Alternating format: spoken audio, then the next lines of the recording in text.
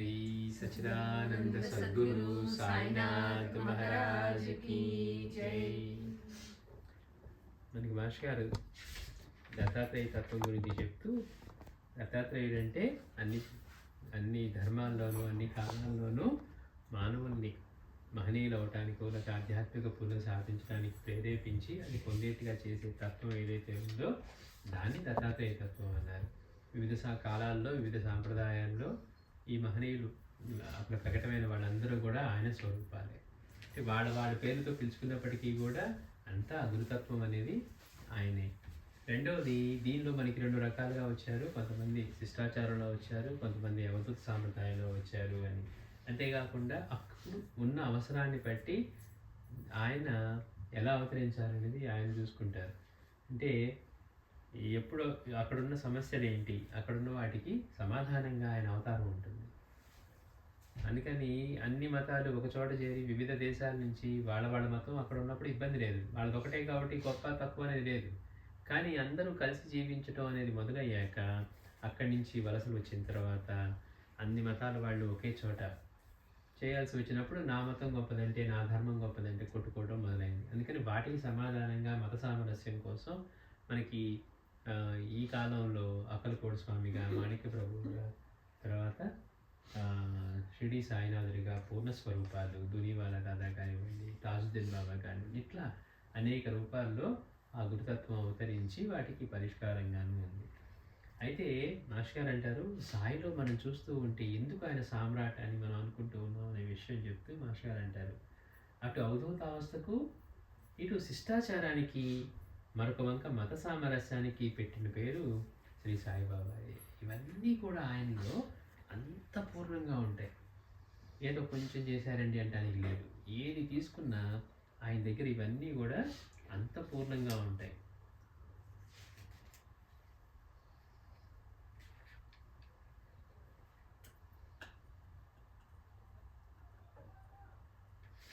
అంతేకాకుండా మాస్టర్ అంటున్నారు, నిజం ఆధునిక యుగంలో భగవంతుడు గురువుగా అవతరించిన రూపం ఆయన. సాయినాథుడి గురించి చెప్తూ మాస్టర్ అంటారు, ఆధునిక యుగంలో భగవంతుడు గురువుగా అవతరించిన రూపం షిరిడి సాయినాథుడు. అంతేకాకుండా మాస్టర్ ఏం చెప్పారు, ఒక శ్రేష్ఠుడైన సద్గురువు, మనకి తెలిసి తెలియకుండా పదాలు వాడతాం, ఆయన గొప్పవాడు అంటండి, ఆయన గురువు అంటండి, సద్గురువు అంటండి అని. కానీ చెప్పేటప్పుడు ఇది మనం ఏది పడితే అది ఇచ్చి ఇది బంగారం అంటే అనుమానిస్తాం కదా, ఇది బంగారం నాకు తెలియదని, ఇది బంగారం అయ్యి ఉండొచ్చు కాకపోవచ్చు అంటాం. ఎందుకని విలువైందని తెలుసు మనకి. అందుకని దాన్ని మనం లెక్క కట్టలేనప్పుడు ఇది నిజమైన బంగారమా, ఇందులో ఎంత వేరే లోహం ఉందో మనకి తెలియనప్పుడు మనం అది పెడతాం. అంటే ఒక బంగారం అవునా కాదా తెలియాలంటే అందులో ప్రకటమయ్యే లక్షణాలను బట్టి ఉండాలి. వాడు చేసే టెస్ట్ అని అదే కదా. అట్లాగే ఒక మహనీయుడు, ఒక సద్గురువు, ఈయన గొప్పవాడు లేకపోతే ఈయన శ్రేష్ఠుడై ఉండాలంటే మాస్టర్ గారు కొన్ని లక్షణాలు చెప్పారు. బ్రహ్మనిష్ట, ఎప్పుడు అటువంటి పరిపూర్ణత చెందినవాడు. సద్గురువు అంటే గ్రంథాలని ఆపోసన బట్టి చెప్పేవాడని కాదు, కేవలం సద్గురువు అట్లా ఉన్నాడు. అందుకే గురుదేవుల శ్లోకంలో మనకి మాస్టర్ గారు చెప్తారు, ఈ విశ్వం అంతా ఎవరిలో ఉందో, ఈ విశ్వం అంతా ఎవరైతే నిండి ఉన్నారో, ఈ విశ్వానికి ఎవరు అతీతంగా ఉండి పరబ్రహ్మ స్వరూపం అయి ఉన్నారో అలాంటి ఆయన్ని గురువు అన్నారట. అందుకని ఆయన తప్పితే ఏమీ లేదని అనుభవం ఇవ్వగలిగిన వారు గురువు. అంతేగాని మనకి ఆయన ఏమో రెండు విషయాలు బాగా చెప్పాడని మనసుకు అనిపిస్తుంది, కానీ సద్గురువు వేరు. కానీ వీళ్ళేంటి మనకి కేవలం విషయాన్ని బోధించే గురువులు. అందుకని శ్రేష్ఠుడైన సద్గురువు అంటే లక్షణాలు, ఉండే లక్షణాలు చెప్తున్నారు. బ్రహ్మనిష్ట అంటే పరిపూర్ణత చెందిన ఆయన, ఎప్పుడు కూడా అది బ్రహ్మనిష్టలో ఉండటం, ఆత్మనిష్టలో ఉండటం. శ్రోతీయత్వం అంటే వేదాల దగ్గర నుంచి సర్వధర్మాల్లోనూ వాటిలో ఉన్న వీళ్ళ గ్రంథాలన్నీ కూడా విషయాలన్నీ ఆయనకి తెలిసి ఉంటాం. బాబా దగ్గరికి వస్తే వేదాలు ఎంత క్షుణ్ణంగా తెలుసో అలాగే ఖురాను, తర్వాత బైబిలు, అయితే మళ్ళీ మన ధర్మంలో ఇంకా ఒక్క వేదాలే కాకుండా ఉపనిషత్తులు తీసుకోండి, లేకపోతే తర్వాత రామాయణ భాగవతాలు తీసుకోండి. ఎంత అద్భుతంగా బాబా మళ్ళీ నన్ను భాగవతం చదవమంటావా అంటే మళ్ళీ ఏకనాథ బృందావనమే అంటున్నారు. ఇదేంటి మళ్ళీ ఇట్లా చెప్తున్నా అంటే ఎంత లోతుగా తెలుసు బాబాకి విషయాలు అంటే మనం ఆశ్చర్యపోయేంత. ఏ ధర్మం వాళ్ళు వచ్చినా అమ్మో! ఈయనకి ఇంత తెలియాలంటే ఎంతకాలం గురువు దగ్గర సేవ చేసి నేర్చుకొని ఉండాలి. ఈయన చూస్తేనే ప్రకటమైంది ఎప్పుడు? చిన్న పిల్లవాడిగా, 15 ఏళ్ల పిల్లవాడిగా. ఆ 15 ఏళ్ళు ప్రకటమయ్యే ముందు ఏం చెప్తున్నాడు? నేను మళ్ళీ 12 సంవత్సరాల కింద భూగృహంలో తపస్సు చేశానంటున్నాడు. ఏ విషయం తీసుకున్నా ఊహకందదు. ఎట్లా ఎట్లా సాధ్యం అనిపించేంత గొప్పగా ఉంటుంది. దక్షిణాది నుంచి బ్రాహ్మణ పండితులొచ్చినా ఆయన నమస్కరించడానికి మనసొప్పక వాళ్ళు చేసిన నమస్కారాన్ని మళ్ళీ ఆయన ఎత్తి చూపిస్తూ, అక్కడి నుంచే కానుకలు పొందండి. మీరెక్కడ నమస్కరించారో అక్కడే కానుకలు పొందండి అంటూ, వాళ్ళు మర్చిపోయిన వేదాన్ని మళ్ళీ ఆయన సుస్వరంతో అందిస్తూ ఉంటే ఆశ్చర్యపోవడం వాళ్ళ వంతయింది. అరే! ఈయన ఫకీర్‌లా కనపడుతున్నాడు. వేదం ఇంత అద్భుతంగా సుస్వరంతో చెప్తూ ఉన్నారు. అంటే ఎట్లా ఉంటుందో మనకి ఆ బ్రహ్మనిష్ట, శ్రోత్రియత్వం, గురుభక్తి. ఎంతటి గురుభక్తి అంటే పూర్ణుడైన తర్వాత కూడా ఏది జరుగుతూ ఉన్నా ఇది కేవలం తన గురుకృప వల్లనే జరుగుతుంది. మీరు నాకు అర్పించే నమస్కారాలని నా గురుపాదాలకే సమర్పిస్తాను అని ఆయన గురుప్రసాదంగా లభించిన ఇటుకని బాబా చివరి రోజు వరకు ఎంత దాన్ని జాగ్రత్తగా చూసుకున్నారు. దీని సహాయంతోనే నేను ఆత్మని ధ్యానించేదని చెప్తూ, అంటే గురుప్రసాదాన్ని అట్లాగే గురుభక్తిని ఎంతటి పూర్ణస్థితిలో ఉన్నారు.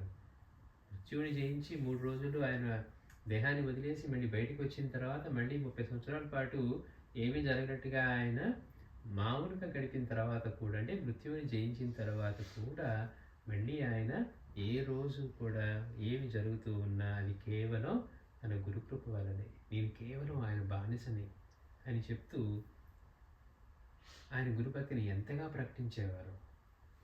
రెండవది, ఆ తర్వాత ఇంకేముండాలట? సర్వవ్యాపకత, సర్వజ్ఞత, సర్వశక్తిమత్వాలు. ఎంతటి సమర్థుడు!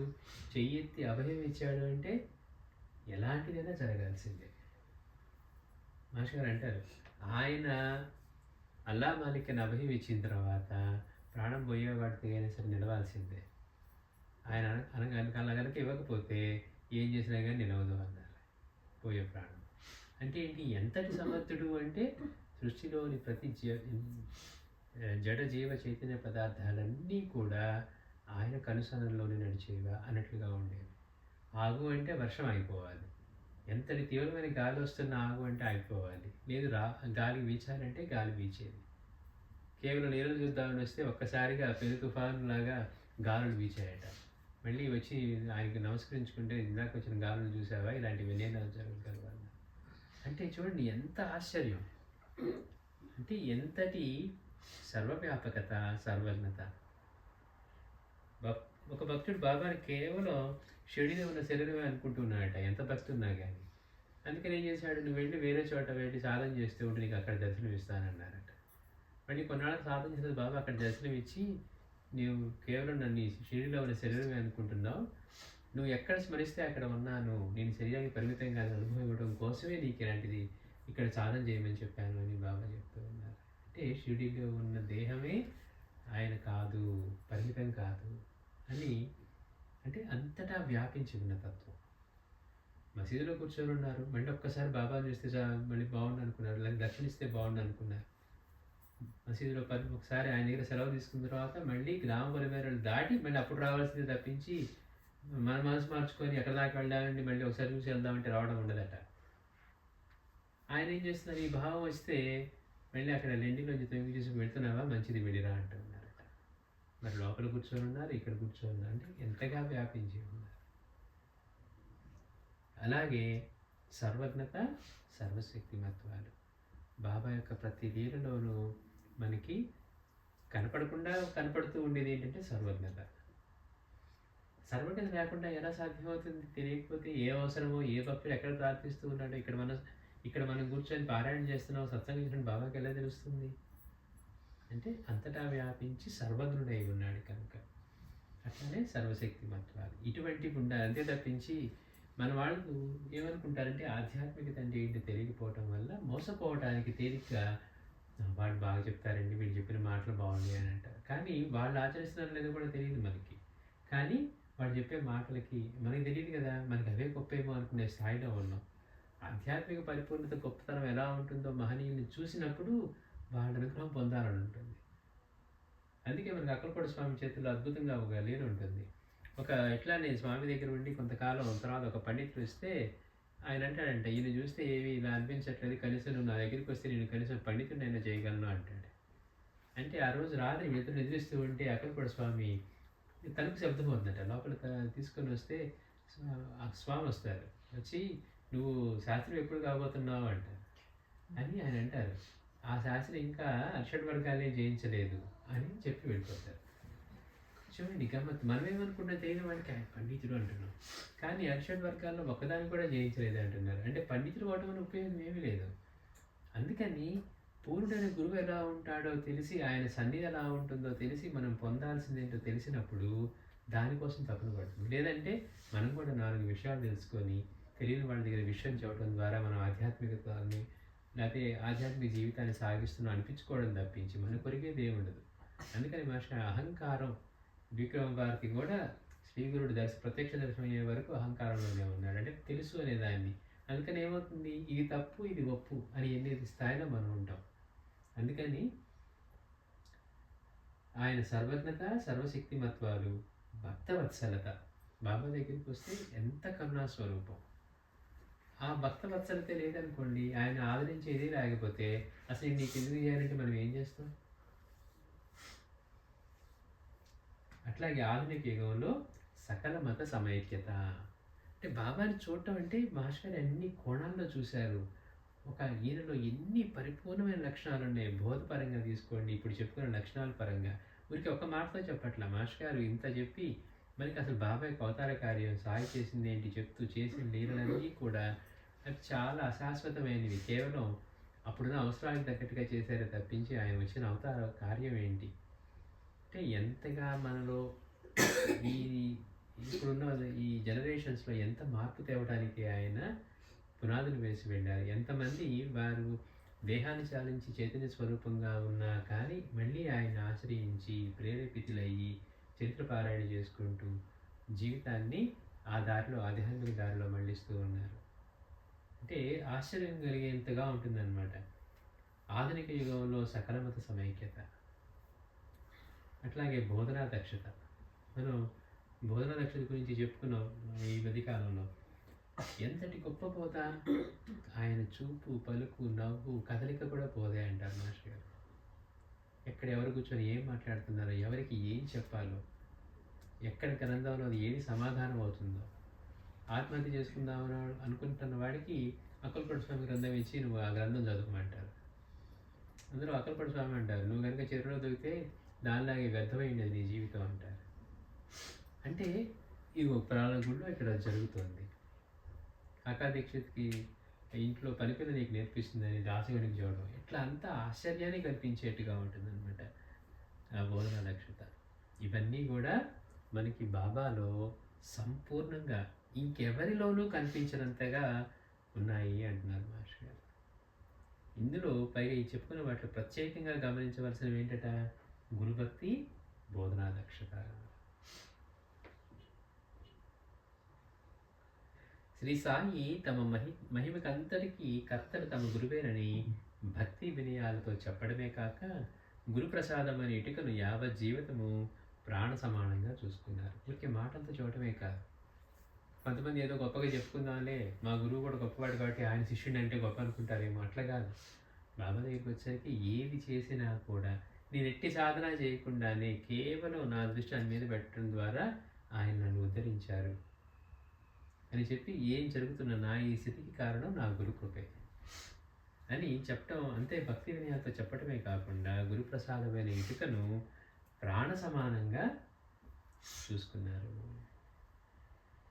తమకెంత సంపూర్ణమైన అద్వైత స్థితి ఉన్నప్పటికీ తమ గురువు పట్ల మాత్రం అద్వైతాన్ని ప్రకటించలేదు. ఆయన కాకుండా అన్యంగా దేమీ లేదు, ప్రతి దాంట్లో తానే ఉన్నానన్న అనుభవంతో ఉన్నప్పటికీ కూడా గురువు పట్ల మాత్రం ఆయన అద్వైతం చెప్పలేదు. గురువే ఒకటే నేను ఒకటే అని చెప్పలేదట. అందుకే చూడండి, స్వామీజీ దగ్గరైనా మాస్టర్ గారి దగ్గరైనా పరిపూర్ణత చెందిన గురువు దగ్గర గురుస్థానం గురువే, మిగిలినంతా ఆయనే ఉన్నారు. అందుకని తామే ఆ గురువు అని చెప్పలేదు. తన గురువుని గురించి భక్తితో కీర్తించని గురువు నిషిద్ధుడని శాస్త్రం కూడా. ఎక్కడ వీళ్ళు ఎవరో తెలిస్తే ఏంటి ఆయన నీ గురువు అంటారేమని కొంతమంది బయటికి చెప్పుకోరు.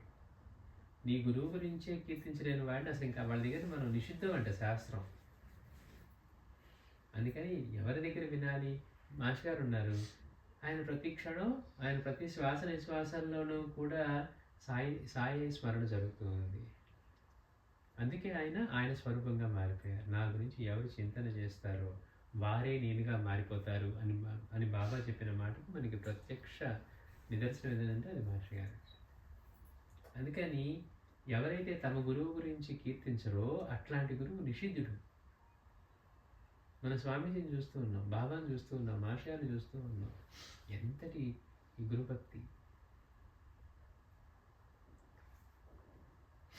భాగవతంలో వర్ణించబడిన అవధూత వలె శ్రీ సాయి కూడా యావత్ విశ్వాన్ని తమ గురు రూపంగా దర్శించేవారు. వినగలిగితే సర్వదా గురుబోధ సృష్టి అంతటా వినిపిస్తూనే ఉంటుందని, చూడగలిగితే ప్రతి వస్తువు మనకేదో పరమసత్యాన్ని బోధిస్తూనే ఉంటుందని చెప్పకనే తెలుపుతూ వచ్చారు సాయి. ఒక భక్తుడు అడిగిన ప్రశ్నకు సమాధానం పూత వేసిన మామిడి చెట్టుగా చెప్పారు. అదంతా ఆ పూతంతా పండైతే ఎంత బాగుండు. బాబా మిమ్మల్ని ఆశ్రయించిన వాళ్ళందరూ పరిపూర్ణులు అవుతారా అంటే ఎంత చక్కగా చెప్పారు బాబా. అందులో కొన్ని మాత్రమే అంటి పెట్టుకొని ఉంటాయి, కొన్ని మధ్యలో రాలిపోతాయి, కొన్ని పిందెలుగా రాలిపోతాయి, కొన్ని గాలికి, కొన్ని పురుగుల వల్ల. అంటే బాబా చెప్పే విధానం కూడా చూడగలిగితే ప్రతిదీ అదే బోధిస్తుంది. అంటే మనకి దత్తస్వామి చెప్పినట్టు అవధూతగా ఆయన 24 మంది గురువుల్ని ఎట్లా చెప్పారో ఇక్కడ సాయి విశ్వమంతా కూడా గురు రూపంగానే దర్శించారు. అడిగిన ప్రశ్నకు సమాధానం కూడా అట్లానే చెప్పారు అని అంటున్నారు. ఒకసారి కప్పలు మింగబోయిన పాముని ఆధారంగా చేసుకొని కర్మ, జన్మ, ధర్మతత్వాన్ని బోధించారు. సరైన సాయి భక్తునికి సహస్రాక్షములు, సహస్రముఖములు గల ఈ ప్రకృతే గురుస్వరూపం. సృష్టి అంతా నిరంతర గురుబోధ రూపకమైన లీలా ప్రదర్శన. అది తెలియక ప్రత్యేకమైన కోరేవారు రాజుగారి ప్రేమను, ఆదరణను కోరక ఒక పైసా అడుక్కునేలాంటి బుద్ధిహీనుడు. అంటే ఇప్పుడు చూడండి, ప్రకృతిలో ప్రతిరోజు ప్రతి క్షణం మనలో జరిగే అంత అద్భుతమైన విషయమే. ఇవేమైపోయింది, మనకి అలవాటైపోయింది. అద్భుతం కావాలంటే ఏదో ఒకటి జరగాలి, ఏదో స్కైలో బ్యూటిఫుల్ కలర్స్ కానీ అది అద్భుతం. అసలు ఆ ప్రపంచం అంతా అద్భుతమే. ఇంత వేగంగా తిరిగే భూమి మీద ఉండి మనకి ఇంత మాత్రం కదలిక లేకపోతే అమ్మో నేను నడిస్తే పడిపోతానండి అలాంటిది ఎప్పుడు లేదండి. ఇలా చూస్తే కిందకి భూమి నుంచి జారిపోతామండి, అట్లాంటివి లేవే. ఈ గ్రావిటేషనల్ ఫోర్స్ ఏంటి, ఇవన్నీ ఎలా ఉన్నాయి, ప్రతి ఒక్క విషయము అద్భుతమే మన కళ్ళ ముందు జరిగేది మనతో కలిపి.